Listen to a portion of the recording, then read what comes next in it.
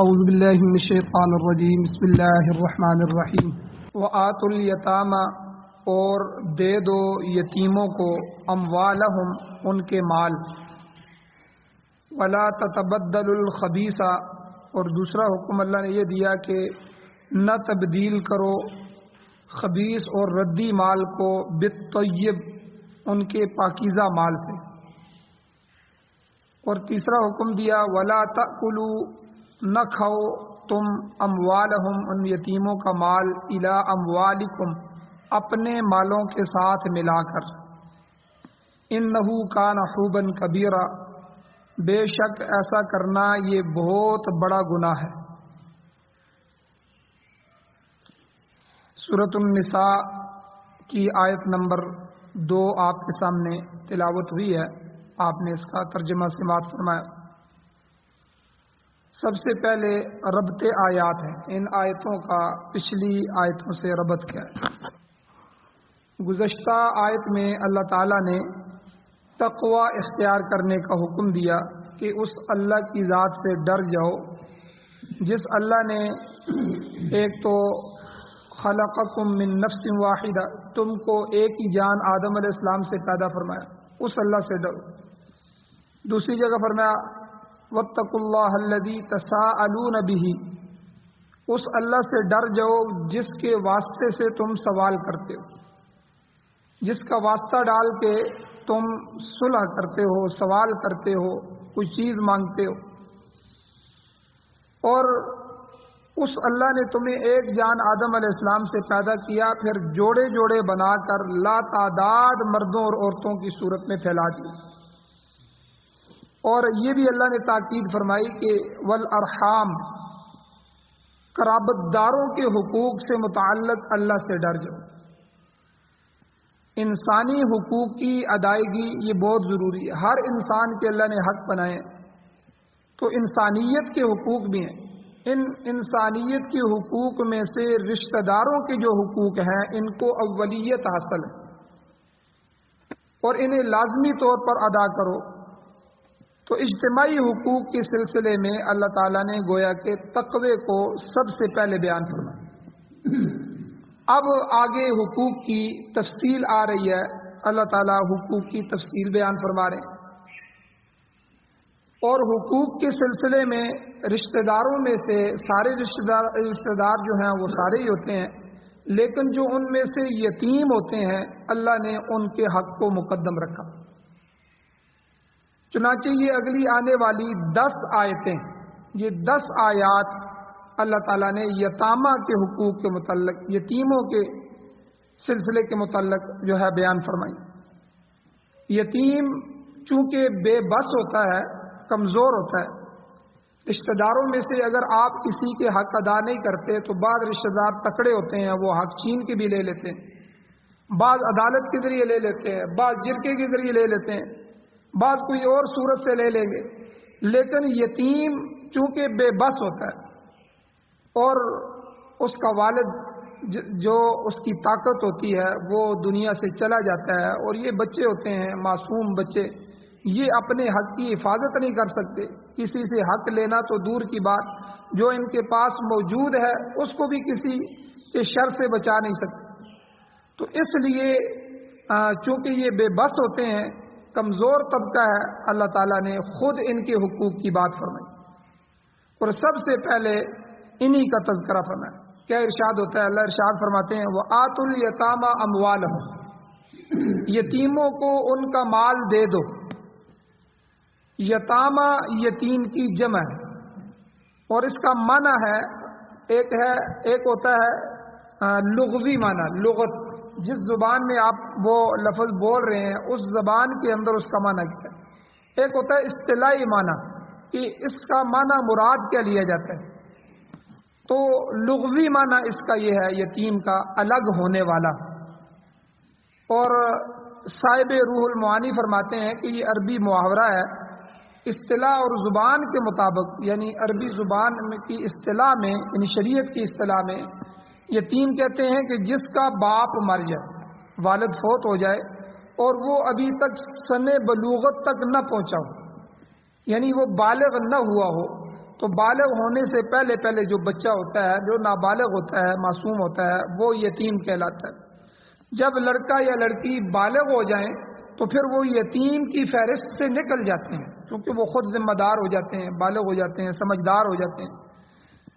تو بالغ ہونے پر وہ خود مکلف اور ذمہ دار بن جاتے ہیں اور ان پر قانون کی پابندی لازم آ جاتی ہے۔ اسی طرح حدیث شریف میں آتا ہے، حضور علیہ الصلوۃ والسلام نے فرمایا لا یتما بعد احتلام، یعنی احتلام وارد ہونے کے بعد یتیمی وارد نہیں رہتی۔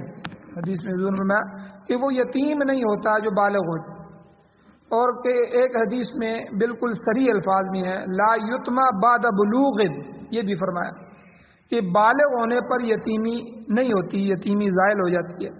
بہرحال یتیم وہ ہے کہ جس کا باپ جس کا والد اس کی کم سنی میں اس کی جو ہے بلوغت سے پہلے پہلے کم عمری میں فوت ہو جائے۔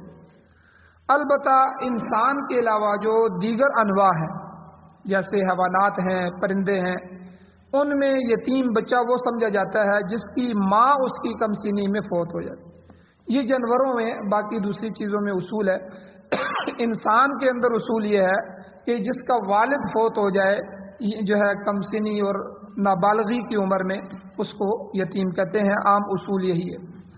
البتہ جو شخص بالغ ہو جائے تو وہ بلوغت کے ابتدائی زمانے میں بھی یتیم ہی کہلاتا ہے۔ ابھی بالغ ہو چکا ہے لیکن سمجھدار نہیں ہوا، تو جو شروع کے چند سال ہوں گے وہ بھی یتیمی، جیسا کہ اس آیت میں آگے اللہ نے فرمایا وَآتُوا الْيَتَامَى، کہ یتیموں کو ان کا مال دے دو۔ تو اس سے مراد وہ یتیم ہے جو نئے نئے سن بلوغت کو پہنچے۔ مطلب یہ ہے کہ جب یتیم بلوغت کے سن کو، بلوغت کے سال کو پہنچ جائیں تو ان کے مال ان کے حوالے کر دو۔ اب وہ سمجھدار ہو گئے ہیں، اچھے اور برے میں تمیز کر سکتے ہیں، لہذا ان کے حقوق ان کو لوٹا دو۔ تو اس صورت کی 6 آیت میں بھی اسی طرح آتا ہے، اللہ تعالیٰ فرماتے ہیں حتی اذا بلغ النکاح، یعنی جب وہ نکاح کی عمر کو پہنچ جائیں، بالغ ہو جائیں تو ان کے مال ان کو لوٹا دو۔ تو اب ہوتا اس طرح ہے کہ جب بچے کا والد فوت ہو جاتا ہے، بچے چھوٹے چھوٹے ہیں اور وہ یہ سارے یتیم ہیں، تو ان کا جو چچا ہوتا ہے یا ان کا بڑا بھائی جو ہوتا ہے یا دادا وغیرہ یا کوئی بھی رشتہ دار، تو جو ان کی کفالت لے لیتا ہے۔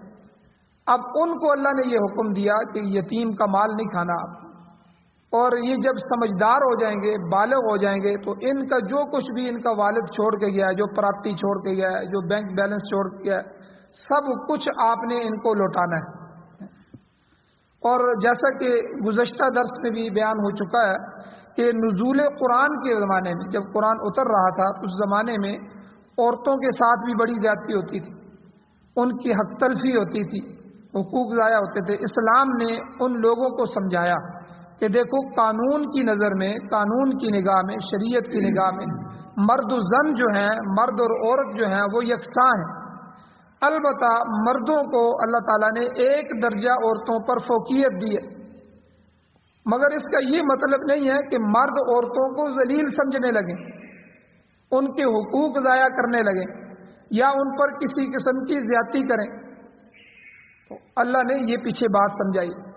اور عرب لوگ جو ہیں وہ عورتوں پر جس طرح ظلم کرتے تھے، اسی طرح یتیموں کے ساتھ بھی بڑی زیادتی کرتے تھے۔ یہ دو طبقے اس معاشرے میں بڑے ہی مظلوم تھے، تو اللہ نے ان دونوں کے حقوق بیان فرمائے، عورتوں کے بھی حقوق بیان فرمائے اور یتیموں کے حقوق بھی اللہ نے بیان فرمائے۔ تو جس طرح عورتوں پر کیا ظلم کرتے تھے، عورت کو لونڈی سمجھتے تھے، عورت کو بیچ دیتے تھے اور بچیوں کو زندہ درگور کرتے تھے، زندہ دفن کر دیتے تھے، عورت کی کوئی حیثیت نہیں تھی ان کے زمانے میں۔ اور اسی طرح اس ظلم کے ساتھ ساتھ عورت کو وراثت کا بھی حقدار نہیں سمجھتے تھے کہ عورت کو کیا وراثت دینی ہے، عورت کے لیے تو وراثت ہے ہی نہیں، عورت کو بالکل وراثت سے محروم سمجھتے تھے، عورت کوئی کسی قسم کی وارث نہیں بن سکتی۔ تو جس طرح عورتوں پر یہ ظلم کرتے تھے، پھر اللہ نے وراثت کے آگے آ رہے ہیں، اللہ نے وراثت بیان فرمائی، حقوق بیان فرمائے۔ وہاں ماں کا کتنا حصہ ہے، بیٹیوں کا کتنا حصہ ہے، بہنوں کا کتنا حصہ ہے، اللہ نے عورت کے پورے پورے حصے بیان فرمائے، پوری پوری وراثت بیان فرمائی۔ تو اسی طرح جہاں عورتوں کے ساتھ وہ وراثت سے محروم سمجھتے تھے، زیادتی کرتے تھے، وہاں یتیموں کا جائز حصہ بھی نہیں دیتے تھے، بلکہ ان کا حصہ جو ان کے متولی تھے، جو باپ ہو، جو چچا ہو یا دادا ہو یا بڑا بھائی ہو، جو بھی متولی بنتا تھا وہ ان کا حصہ کھا جاتے تھے۔ اور یتیموں کے جو سرپرست تھے ان میں عام طور پر بھائی آتا ہے یا چچا آتا ہے یا تایا آتے ہیں، یہی آتے ہیں۔ تو زمانہ جاہلیت میں یہ لوگ یتیموں کا مال ہڑپ کر جاتے تھے اور وہ بیچارے در در کی ٹھوکریں کھانے کے لیے رہ جاتے تھے، اور یتیم پھر مکہ کی گلیوں میں اور وہاں گلیوں میں مانگتے تھے۔ تو ترمذی شریف کی روایت میں آتا ہے، حدیث شریف میں آتا ہے کہ حضور علیہ الصلوۃ والسلام کے صحابی تھے حضرت سعد رضی اللہ تعالیٰ، بڑے جلیل القدر صحابی تھے، جنگ احد میں شریک ہوئے اللہ کے نبی کے ساتھ اور شہید ہوئے۔ اب ان کی بچیاں یتیم رہ گئیں۔ اب مرحوم کا جو مال تھا اس کے مال پر اس کے بھائی جو تھے انہوں نے قبضہ کر لیا۔ اب ان بچیوں کی گزر اوقات اور ان کے نکاح کا بندوبست یہ کیسے ہوگا، اب ان کا نظام کیسے چلے گا؟ تو اس پر اللہ تعالیٰ نے یہ صورت حاضہ کی جو آیت ہے، یوصیکم اللہ فی اولادکم، اللہ تعالیٰ تمہاری اولادوں کے بارے میں تمہیں وصیت کرتے ہیں، تو یہ آگے بڑی آیت آ رہی ہے جس میں وراثت کے حصے ہیں، تو اللہ تعالیٰ نے یہ آیتیں جو ہے وہ نازل فرمائی۔ چنانچہ یتیموں کی اللہ تعالیٰ نے حق رسی کے متعلق، ان کے حقوں کے متعلق سورہ بقرہ میں بھی اور اس سورہ نساء میں بھی اور اس کے علاوہ دیگر بہت سے مقامات پر قرآن مجید میں سخت تاکید فرمائی۔ یہاں پر بھی آپ دیکھیں گے کہ اللہ تعالیٰ نے یتیموں کی حفاظت اور یتیموں کی نگرانی اور یتیموں کی تربیت اور ان کے مال کے حفاظت کے متعلق بڑی سخت تاکید فرمائی ہے۔ یہ اگلی 10 آیتوں میں اللہ تعالیٰ اسی طرح کے احکام یتیموں کے بارے میں نازل فرما رہے ہیں۔ حدیث میں آتا ہے حضور علیہ الصلوۃ والسلام چونکہ خود یتیم تھے اور پھر حضور دنیا کے جو کمزور طبقے تھے ان طبقوں کے حقوق دلوانے کے لیے آئے تھے۔ حضور علیہ الصلوۃ والسلام نے انصاف اور رحمت للعالمین بن کے آئے تھے، تو اس لیے حضور علیہ الصلوۃ والسلام کا ارشاد ہے ایک حدیث میں، حضور نے فرمایا انا وکافل الیتیم کہاتین، یعنی میں اور یتیم کی پرورش کرنے والا قیامت کے دن اس طرح ہوں گے۔ حضور نے اس طرح انگلیوں کا اشارہ فرمایا، جس طرح یہ شہادت والی انگلی اور درمیانی انگلی آپس میں جڑے ہوتے ہیں، تو جو آدمی دنیا میں یتیم کی پرورش کرتا ہے، ان کے حقوق ادا کرتا ہے، ان پر رحم کھاتا ہے اور ان کے گھر کی نگرانی کرتا ہے، ان کی تربیت کرتا ہے، تو جو گویا کہ ان کے حقوق ادا کرتا ہے، تو حضور علیہ الصلوۃ والسلام نے فرمایا انا میں وکافل الیتیمین، وکافل الیتیمی، اور یتیم کی کفالت کرنے والا، یہ دونوں کہاتین، ہم دونوں قیامت کے دن اس طرح ہوں گے۔ اور پھر صحابی فرماتے ہیں حضور نے اس طرح 2 انگلیوں کا اشارہ فرمایا، جس طرح یہ 2 انگلیاں آپس سے جدا نہیں ہو سکتی، اکٹھی رہتی ہیں، میں اور یتیم کی پرورش کرنے والا اللہ تعالیٰ اسے قیامت کے دن اسی طرح جمع فرمائے، ایک جگہ ہوں گے۔ اور اسی طرح ایک حدیث میں آتا ہے ایک عورت آئی اور عورت نے آ کر حضور سے عرض کیا، حضور میرا خاوند فوت ہو گیا اور میری 3 بچیاں ہیں، اب وہ یہ 3 بچیاں ہیں ان کی میں پرورش کر رہی ہوں۔ تو آپ علیہ الصلوۃ والسلام نے فرمایا لقد حذرت بحذار شدید دون النار، عجیب جملہ ارشاد فرمایا، حضور نے فرمایا تو نے دوزخ کی آگ کے سامنے بڑی سخت قسم کی باڑ لگا دی اور وہ باڑ تجھے جہنم میں جانے سے روک دے گی۔ یعنی یہ جو تو کشت اٹھا رہی ہے، تکلیفیں اٹھا رہی ہے، ٹھیک ہے، خاوند تیرا فوت ہو گیا ہے، اب ماں کی جو ذمہ داری ہوتی ہے، آپ دیکھیں والد جو ہوتا ہے وہ باہر نکل سکتا ہے، کاروبار کر سکتا ہے، مردوں میں بیٹھ سکتا ہے، ٹھیک ہے، اپنی چیز بیچ سکتا ہے، کسی سے تجارت کے لیے لین دین کے لیے بات کر سکتا ہے، سفر اختیار کر سکتا ہے، ٹھیک ہے، جرگے میں بیٹھ سکتا ہے، تو یہ ساری چیزیں کس لیے گھر میں جو ہے رزق لانے کے لیے، اپنی مزدوری کرنے کے لیے سب کچھ کر سکتا ہے، لیکن عورت ذات ہے وہ کچھ بھی نہیں کر سکتی، اور وہ باہر جائے گی تو اس کی کمزوریاں بھی ہیں، اس کا پردہ بھی ہے اور اس کے بہت سارے معاملات بھی ہیں۔ اب یہ بوجھ جو والد کا تھا اس کے فوت ہونے کے بعد جب ماں کے اوپر آتا ہے تو اس ماں کی کتنی بڑی ذمہ داری ہوتی ہے. تو یہی ماں، یہی عورت حضور کے سامنے آئی اور فرمایا کہ میرا خاوند فوت ہو گیا، 3 بچیاں اس نے چھوڑی ہیں، اب میں ماں ان 3 بچیوں کی پرورش کر رہی ہوں اور میرے لیے کیا ہے. تو حضور علیہ الصلوۃ والسلام نے یہ جملہ ارشاد فرمایا. حضور نے فرمایا تو نے جہنم کے اور اپنے درمیان ایک ایسی باڑ لگا دی ہے کہ وہ باڑ تجھے جہنم میں جانے نہیں دے گی. یعنی یہ یتیموں کی پرورش کرنا یہ اتنا بڑا اعزاز ہے کہ حضور نے اس ماں کے لیے یہ اعزاز فرمایا کہ تو جہنم میں نہیں جا سکتی. تو بہرحال یتیموں کی پرورش یہ شخصی فرض بھی ہے کہ ہم جو ہے انفرادی طور پہ بھی، اور اجتماعی فرض بھی ہے. معاشرے کے جو کمزور طبقے ہیں وہ اسی مد میں آتے ہیں. غریب معاشرے کا کمزور طبقہ ہے. آپ اندازہ نہیں لگا سکتے کہ ہم تو 3 وقت کا کھانا کھاتے ہیں، جو غریب طبقہ ہے ان کے گھروں میں کیا گزر رہا ہے. اور اسی طرح مسکین، وہ معاشرے کے کمزور طبقے ہیں. اور اسی طرح جو دوسرے کمزور ہیں ان کے حق ادا کرنا یہ ہماری اجتماعی ذمہ داری بھی. تو کسی مزدور یا کسی کسان کا حق غصب کرنا یہ قطعی حرام ہے. کسی کا حق لوٹ لینا، کسی کے حق کو چھیننا یہ شریعت میں حرام. ہر کارخانے دار آدمی، ہر زمیندار آدمی اس پر لازم ہے کہ وہ اپنے کارندوں اور اپنے مزدوروں کے حقوق کی حفاظت کرے. آپ اندازہ لگائیں مزدور کی مزدوری کے متعلق حضور علیہ الصلوۃ والسلام نے کیا فرمایا. فرمایا کہ مزدور کے پسینے کے خشک ہونے سے پہلے پہلے اس کی مزدوری دے دو. یعنی مزدور جب اپنی مزدوری کرتا ہے اس کو تنگ نہ کرو، اس کے پسینے کی کمائی اس کے پسینے کے خشک ہونے سے پہلے اس کے ہاتھ میں رکھ دو. اور حضور علیہ الصلوۃ والسلام نے ایک حدیث میں ارشاد فرمایا آتی کل ذی حق حقہ، ہر حقدار کو اس کا حق ادا کرو، دے دو. تو یہ ہمارے دین کا اہم اصول ہے. آج کل بڑے بڑے ادارے جو ہے وہ یتیموں کے نام پہ، مسکینوں کے نام پر فنڈ اکٹھا کرتے ہیں اور پھر فنڈ اکٹھا کر کے کھا جاتے ہیں. لوگ اعتماد کرتے ہیں کہ یہاں یتیموں کی پرورش ہو رہی ہے، یہ لوگوں کو کھانا کھلا رہے ہیں. اور الا ماشاء اللہ کوئی ایسا ہو تو وہ الگ بات ہے، لیکن عموماً ایسا ہوتا ہے کہ وہ اس طرح کرتے ہیں اور پھر اس کو ایک دھندا بنایا ہوا ہے. تو ہر حقدار کو اس کا حق ملنا چاہیے. آتی کل ذی حق حق کا، تو جو رقم جس مقصد کے لیے اکٹھی کی جائے، لی جائے، اس کو اسی مقصد پر خرچ ہونا چاہیے. تو بہرحال یہاں یتیموں کا پہلا حق اللہ تعالیٰ نے کیا فرمایا؟ پہلی بات فرمائی وَآتُوا الْيَتَامَىٰ أَمْوَالَهُمْ، یتیموں کو ان کے مال دے دو. اب یہاں مسئلہ یہ ہے کہ کیا یتیم کو اسی وقت جب وہ یتیم ہے جو چھوٹا ہے اس کو مال دے دیں؟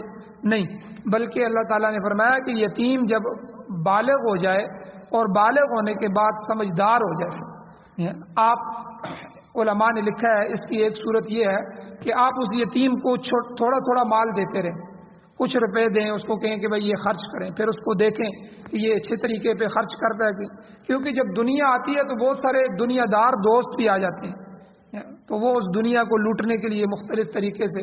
تو چونکہ بچہ کمزور ہوتا ہے، ابھی وہ بالغ ہوتا ہے، تھوڑا سمجھدار ہوتا ہے، تو اس لیے کوئی ایسے اس کے دوست نہ بن جائے، کوئی ایسا اس کو لوٹنے والا نہ ہو جائے. تو تھوڑی نگرانی کے ساتھ اس کو چیک کیا جائے.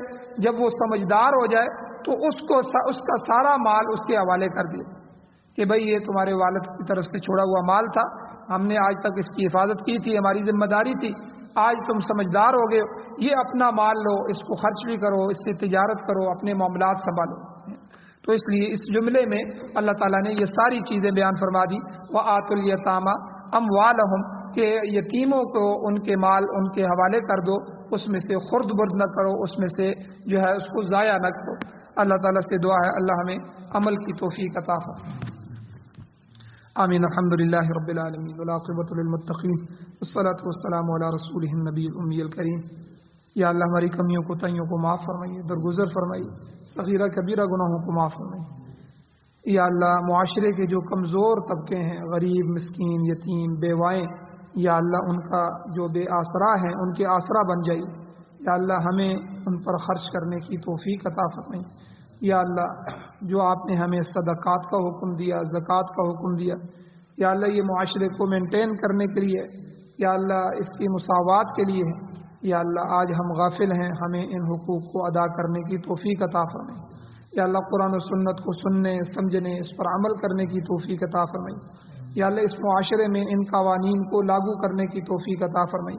یا اللہ پورا قرآن اور پوری آپ کے نبی کی سنت، یا اللہ احادیث مبارکہ، یا اللہ سب قوانین ہیں، ضوابط ہیں، یا اللہ یہ آئین ہے، یہ ہمارے لیے دستوری زندگی ہے، یا اللہ ان کو ہمارے معاشرے میں لاگو فرمائی۔ یا اللہ ہمیں قرآن و سنت والی حکومت نصیب فرمائیے، پھر اس حکومت کی بالادستی نصیب فرمائی۔ یا اللہ امارت اسلامیہ افغانستان طالبان اس وقت پوری دنیا میں قرآن و سنت کا نظام لے کر آئے ہیں اور اسی کے لیے اسی کا نام لیتے ہیں، اسی کے لیے آگے چل رہے ہیں۔ یا اللہ پوری دنیا میں ان کی حفاظت فرما، یا اللہ ان کو تقویت عطا فرما، یا اللہ جانی اور مالی طور پر ان کو مضبوط فرما۔ یا اللہ پوری دنیا میں امارت اسلامیہ کے واسطے سے پوری دنیا میں اسلام کو نافذ فرما۔ یا اللہ جو بیمار ہیں ان کو شفاء کاملہ عاجلہ مستمرہ دائمہ نصیب فرمائی۔ جو پریشان حال ہیں، کسی وجہ سے بھی پریشان ہیں، یا اللہ ان کی پریشانیوں کو ختم فرمائی۔ یا اللہ آسانیاں پیدا فرمائی۔ یا اللہ جو حضرات ایمان کی حالت سے اس دنیا سے جا چکے ہیں، یا اللہ ان سب کی بخشش فرمائی، بلند درجات عطا فرمائی، ہم سب کو بھی قبر حشر آخرت کی تیاری نصیب فرمائی۔ صلی اللہ تعالی علی خیر خلقہ محمد وآلہ وصحبہ اجمعین برحمتک یا